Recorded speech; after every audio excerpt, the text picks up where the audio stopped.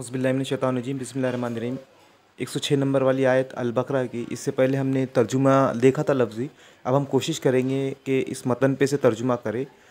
मा ननसख, जो हम मनसूख करते हैं, मिन आयातिन, कोई आयत, और नुनसिहा, या हम भुला देते हैं इसको, नातिहा, ले आते हैं, बेखैरिन, इससे बेहतर, बेहतर, मिनहा, इससे, और मिसलिहा, या इस जैसी।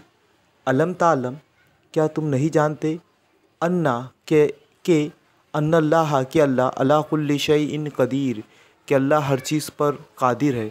अला, पर, कुल्ली, हर, शैइन, चीज़, कदीर, कादिर या कुदरत रखता है। तो ये हुई आयत, आयत नंबर 106। इंशाल्लाह इसके बाद वाली आयत हम नेक्स्ट वीडियो में देखेंगे।